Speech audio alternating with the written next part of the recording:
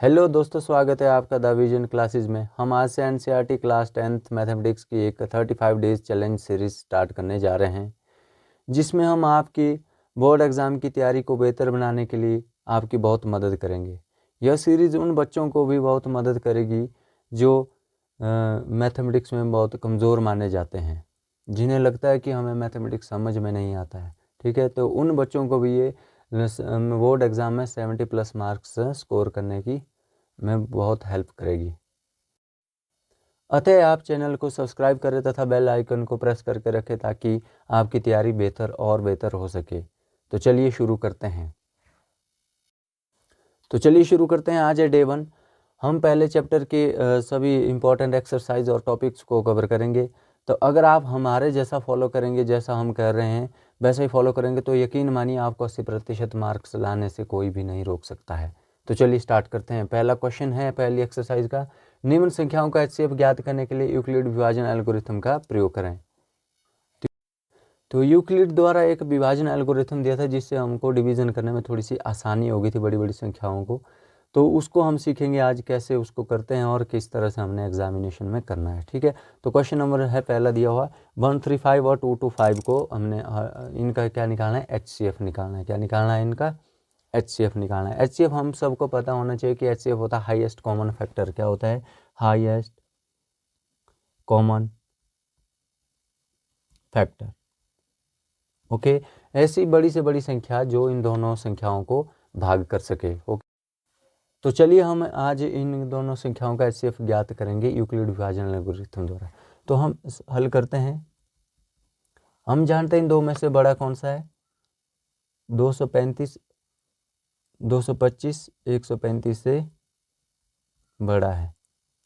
Okay, बड़ा है तो हम क्या करेंगे, इस बड़े वाली संख्या को 225 को 135 से क्या करेंगे, भाग करेंगे। 135 से भाग करने पर 135 से किससे गुणा करना पड़ेगा इसको? 1 से। चलिए 235 बराबर है 135 गुणा 1। 135 को किससे गुणा करना पड़ेगी? ये पूरा का पूरा भाग हो जाए, लेकिन ये पूरा का पूरा भाग नहीं होगा तो हमने क्या कर दिया, 135 से ही इसको भाग कर दिया। अब कितना बच गया हमारे पास? 1 से ही गुणा कर दिया। अब कितना बच गया हमारे पास? 225 के लिए हमारे पास बच गया 90। कितना बच गया? 90। तो अब इन दो में से कौन सा बड़ा है? 135। तो अब हम 135 को आगे लाएंगे, अब 90 से भाग देंगे। 90 कम 90, 90 दूना 180, ये भी नहीं होगा तो भी 1 से ही होगा। प्लस कितना बच गया अब इसमें क्या रिमाइंडर? 45। अब 45 और 90 आ गया हमारे पास, 90 आगे निकाल दिया। 45 एकम 45, 45 दूना 90, ये आगे 0। तो हमने ऐसी कौन सी संख्या है जिससे हमने भाग करके जिससे हमने इसको भाग करके 0 आंसर लाया? तो क्या है? 45। तो आता है एचसीएफ क्या हो गया इसका? 45। तो चलिए अब दूसरा क्वेश्चन करते हैं। 38,220 और 196। 38,220 को हम 196 से भाग करेंगे। अब 196 को किससे गुणा करेंगे? हमारे पास 38,220 या इसके नज़दीक वाली संख्या आए। ओके, तो हम चलिए करते हैं। तो इसको गुणा करना पड़ेगा 195 से, जिससे पूरे का पूरा भाग हो जाएगा और आंसर आ जाएगा 0। हमने किससे इसको गुणा कर दिया जिससे हमारे पास आंसर आ गया 0? तो हमने 196 से ही गुणा कर दिया, तो इसका एचसीएफ क्या आ गया? 196 आंसर। ओके, तो जो इसका सी पार्ट है वो आपका रहेगा होमवर्क, और आप उसको करेंगे, फिर हमें कमेंट में बताएंगे उसका आंसर कितना। ओके, तो चलिए अगले क्वेश्चन की ओर मूव करते हैं। क्वेश्चन नंबर 2, जिसमें पूछा गया कि कोई विषम पूर्णांक ए 6q+1, 6q+3, 6q+5 के रूप का होता है या नहीं होता है? ठीक है, होता है, यही हमने दर्शाना है। ओके, तो सबसे पहले हमें पता होना चाहिए कि विषम पूर्णांक क्या होता है। विषम पूर्णांक ऐसी संख्या होती है जो क्या हो, 1, 3, 5, 7, 9, 11, मतलब जिनके लास्ट में इकाई वाले अंक में 1, 3, 5, 7, 9 आए। ओके, तो वैसे ही एक विषम पूर्णांक है। अब हम 6 को किससे गुणा करेंगे कि हमारे पास विषम पूर्णांक है? हम 1 से करेंगे, यहाँ पर ऐड हो जाएगा तो ये 6 7 हो जाएगा, विषम पूर्णांक आ गया ना। तो इसका मतलब ये है। तो इसी चीज़ को हम जानेंगे कि दर्शाना पड़ेगा हमको कि किस तरह से दर्शाना है। ओके, तो चलिए हमने क्या किया, माना एक विषम पूर्णांक है। अब क्या किया हमने, हम b लेंगे। b क्या लेंगे हम? 6 लेंगे। क्योंकि b क्यों लेंगे 6 हम? क्योंकि 6 जो है रिमाइंडर से बड़ा है, रिमाइंडर से बड़ा है, जो भी हमारे पास शेषफल बचेगा, और शेषफल किसके बराबर है, या तो इक्वल टू 0 है या फिर 0 है, ओके, या फिर ग्रेटर देन 0 है, ठीक है। इसलिए हमने कि बी को क्या लिया, 6 लिया। अब ये जो होता है यूक्लिड विभाजन एल्गोरिथम, ये बोलता है A is equal to B into Q plus 1, okay. इस बी क्यू प्लस आर इस रूप का होना चाहिए हमारे पास ये। तो चलिए, जब हमने बी को 6 लिया है तो अब क्या करेंगे, बी को जब 6 लिया तो इससे क्या होगा, संभावित शेषफल क्या होंगे, संभावित शेषफल क्या होंगे हमारे पास, 0 भी हो सकता है, 1 भी हो सकता है, 2 भी हो सकता है, 3 भी हो सकता है, 4 भी हो सकता है, 5 भी हो सकता है, और 5 भी हो सकता है, ठीक है। क्यों क्यों बोला, क्योंकि ये 6 जो है रिमाइंडर से बड़ा है, और 0 रिमाइंडर क्या है, 0 के बराबर है या फिर 0 से बड़ा है, ये आ गया। तो इसका मतलब 0 और 6 के बीच में रिमाइंडर हमारा आ जाएगा, ओके। तो चलिए, अब हमने क्या किया, बी की जगह पहले हमने अगर 1 भर दिया, ठीक है, तो ये 7 हो जाएगा, और 2 भर दिया, 6 दूना 12, 3 चलो 1 ही भर देते हैं, क्यू की जगह हम क्यू क्या करते हैं, हम 1 करते हैं, माना क्यू बराबर है 1। तो पहले देखो, जब 1 भर दिया हमने, तो ये पहली जो 6q प्लस 1, ये क्या हो जाएगा, 6q प्लस 1 प्लस 1 क्या हो जाएगा, 6 एकम 6 जमा 1 7। तो यहाँ पर a कितना आ जाएगा हमारे पास, 7 आएगा। तो ये एक विषम पूर्णांक है, हो गया। तो अब देखते हैं यहाँ पर वेरीफाई करेगा। अच्छा, जब रिमाइंडर 2 आएगा, पहले 0 के लिए था, 1 के लिए था, अब 2 के लिए, 2 के लिए क्या करेंगे हम, 6 गुणा 1 जमा 2, ये 8 हो जाएगा। तो ये विषम है, नहीं है, तो इसका मतलब 2 वाला हमारे पास कैंसिल हो गया, 0 वाला कैंसिल हो गया, 1 वाला रह गया। अब 3 की बारी, 6 गुणा 1 जमा 3, 6 कम 6 3 9, तो ये विषम पूर्णांक है, यहाँ पर a विषम में आ गया, ये भी ठीक है। अब 4 की बारी, 6 गुणा 1 6 जमा 4 करेंगे तो 10 आ जाएगा, 10 हमारे पास विषम पूर्णांक नहीं है। तो और नेक्स्ट है 5 की, 6 गुणा 1 जमा 5, 6 कम 6 5 11, तो ये भी विषम पूर्णांक है। इसका मतलब क्या हुआ कि क्या हुआ, इसका मतलब हम लिखेंगे a क्या है, एक विषम पूर्णांक है, विषम पूर्णांक है। क्यों है, क्योंकि क्वेश्चन में भी बोला दर्शाना है इसको, और हमने भी इसको क्या माना है, विषम पूर्णांक माना है, ओके। विषम पूर्णांक है। अब क्या करेंगे हम, इसलिए क्या होगा ये, अतः यह 6q प्लस 6q और 6q प्लस 2 6q प्लस 4 के रूप का नहीं होगा। किस रूप का नहीं होगा, 6q प्लस 2 6q प्लस 4 के रूप का नहीं होगा, ओके।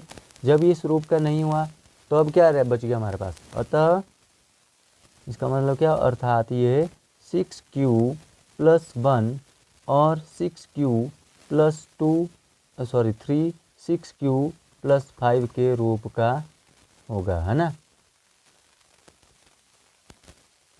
अब क्या लिखेंगे हम, अतः कोई पूर्णांक 6q प्लस 1 विषम पूर्णांक, अतः कोई धनात्मक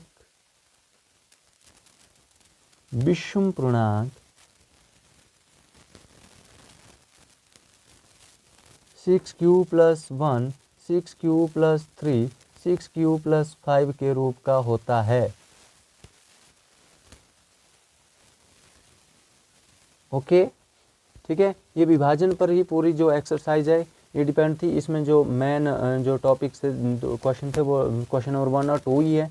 और अगर आप चाहो तो आप इनको भी ट्राई कर सकते हैं बिल्कुल इसी मेथड से, ठीक है। जहाँ पर आपको कोई दिक्कत आ जाए आप कमेंट बॉक्स में कमेंट कर सकते हैं, हम आपको उस पर उसका सल्यूशन बताएंगे। तो चलते हैं नेक्स्ट की ओर।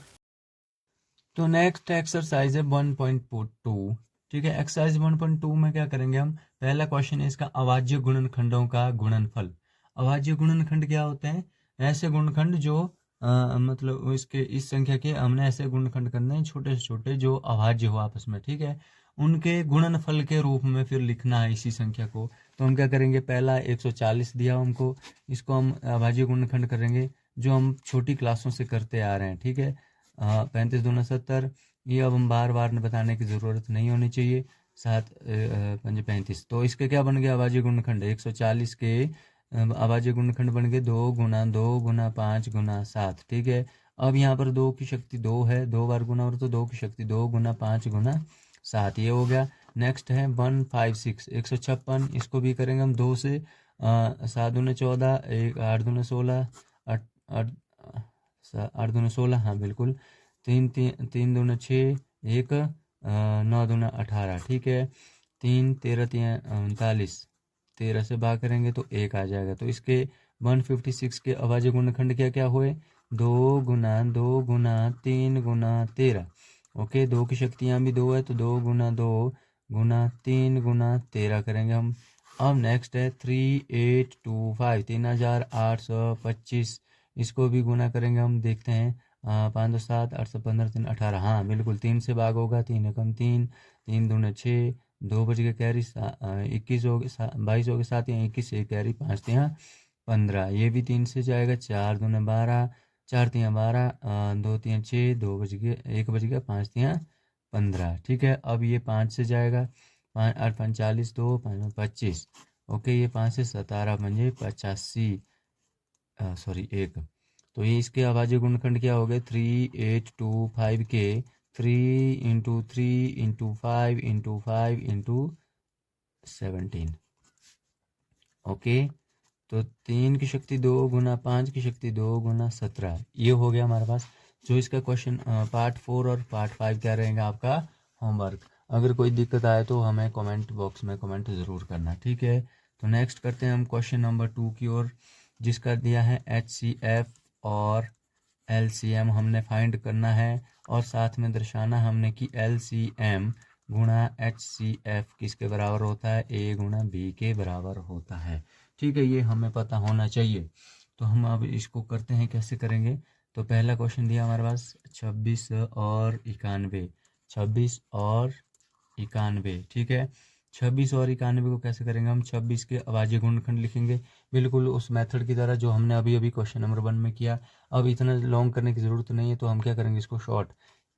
ठीक है, 2 गुना 13 और 91 है 3 सॉरी 7 गुना 13, 13 7 91 होते हैं। ओके, तो इसमें कॉमन क्या है हमारे पास, 13 कॉमन है, तो HCF क्या होगा 13, और LCM क्या होगा, इसमें LCM क्या आएगा, इन दोनों संख्याओं का, इनको गुणा करेंगे हम आपस में, 2 गुना 7 गुना 13, कितनी बार है, दोनों में है ना, तो हम इसको एक बार ही लिखेंगे, 13 7 91 दूने 182।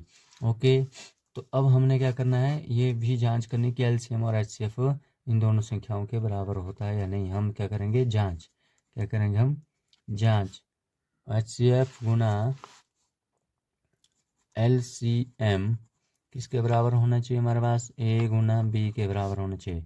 HCF आया हमारे पास 13 गुना 182 बराबर है A हमारे पास 26 और 91। ठीक है, जब इन दो को गुना करते हैं तो ये आता है हमारे पास 2366, और ये भी आ जाता है 2366। तो इसका मतलब LHS is equal to RHS। जांच हो गई। अब क्या करेंगे नेक्स्ट, यहाँ पर दिया है क्वेश्चन नंबर सेकंड है 510 और 92। ओके, 510 और 92, और 510 के भी हम अभाज्य गुणनखंड लिखेंगे, 2 गुना 3 गुना 5 गुना 17। ठीक है, ये मैं इसलिए लिख पा रहा हूँ क्योंकि मैंने अभाज्य गुणनखंड पहले ही कर दिए हैं यहाँ पर। तो आपको भी ये करने होंगे, 2 गुना 23, क्योंकि अगर मैं अभी करने लग जाऊँ तो टाइम बहुत लगेगा, इसलिए मैंने क्वेश्चन नंबर 1 में आपको ये बता दिए हैं। ओके, तो क्वेश्चन नंबर 1 से ही उसी तरह से आप इनको भी करेंगे। तो अब यहाँ पर कॉमन क्या है, 2, तो HCF क्या आ गया हमारे पास 2, और LCM क्या होगा हमारे पास 2 गुना, यहाँ इस 2 को एक बार लिखेंगे, 2 यहाँ है 3 गुना 5 गुना 17 गुना 23। ओके, जब इसको LCM क्या करेंगे, इनको हम गुना करेंगे आपस में, तो ये आ जाता है हमारे पास 23,460। LCM क्या आ गया 23,460। अब करेंगे हम LCM गुणा HCF, इनकी इसकी क्या करेंगे हम जांच। ओके, बराबर है ए गुना बी के बराबर। तो एलसीएम है 23,460 गुना एचसीएफ हमारे पास 2 और ए गुना बी हमारे पास 510 गुना 92। ठीक है, जब इसको गुना करेंगे तो ये आ जाता है हमारे पास 40, 40,920 बराबर है। इन दो को जब गुणा करेंगे ये भी आ जाता है 40,920। तो LHS is equal to RHS। Okay, तो इसका मतलब ये भी हमने खुद कर दिया। इसका जो पार्ट नंबर 3 है वो आपका रहेगा होम वर्क। ओके, वो आपको खुद करना होगा। ठीक है, तो चलो नेक्स्ट क्वेश्चन की ओर मूव करते हैं। तो नेक्स्ट है क्वेश्चन नंबर 3। अभाज्य गुणनखंड विधि द्वारा निम्नलिखित संख्याओं के एलसीएम और एचसीएफ हमने निकालना है। ठीक है, तो अब हमारे पास दिया है अभाज्य गुणनखंड विधि, जो हमने क्वेश्चन नंबर 1 में भी की और क्वेश्चन नंबर 2 में भी की। तो इसमें हम ज़्यादा डिटेल में हम करने वाले नहीं है, क्योंकि हम सिर्फ सिंपल से निकाल देंगे आपको। ठीक है, तो 12, 15 और 21। तो 12 के अभाज्य गुणनखंड होते हैं 2 गुना 2 गुना 3, और 15 का होता है 3 गुना 5, और 21 का होता है 3 गुना 7। यहाँ पर कॉमन क्या है 3 3 3। ठीक है, कॉमन है 3 3 3, तो एचसीएफ क्या होगा हमारे पास 3, और एलसीएम क्या होता था इन सब का गुना 2 गुना 2 गुना 2 गुना 3 हमारे पास तीनों में, तो हम एक बार ही लिखेंगे गुना 5 और 7, 5 गुना 7। ओके, इन दोनों को 7 5 35, 35 3 35 गुना 3 105, और 105 दूने 210, 210 दूने 420। तो एचसीएफ 3 इतना, और एलसीएम 420 आ गया। That is your our answer. Okay, इसके जो नेक्स्ट पार्ट बचते हैं वो आपको खुद करने होंगे, क्योंकि वेरी इजी क्वेश्चन और पहले भी हम डिस्कस कर चुके हैं। ठीक है, तो हम इजी क्वेश्चन में टाइम नहीं करेंगे, क्योंकि हमने बहुत जल्दी सिलेबस को भी कवर करना है, साथ में हमने अच्छे मार्क्स भी एग्जाम में लाने हैं, क्योंकि 1-2 नंबर के ही मार्क्स हैं क्वेश्चन है। ठीक है, एचसीएफ 306 और 657। क्वेश्चन नंबर 4 बोलता है कि इन दो संख्याओं का एचसीएफ और एचसीएफ हमारे पास दिया है, एलसीएम हमने ज्ञात करना है। तो उसके लिए क्या करना पड़ता है हमको, मैंने पहले बता चुके, पहले हम इसको निकाल चुके कि एलसीएम और एचसीएफ क्या होते हैं। अगर इन दो को आपस में गुणा करें तो वो ए गुना बी के बराबर होता है। ठीक है, तो एचसीएफ हमारे पास 3 9 दिया है। ठीक है, एलसीएम हमारे पास नहीं दिया है, वो हमने निकालना है, और ए है हमारे पास 306 गुना 657। Okay, very easy question. LCM रहेगा 306 गुना 657, बटे में क्या आ गया 9, यहाँ पर गुणा कर रहा था, इधर बटे में आ गया।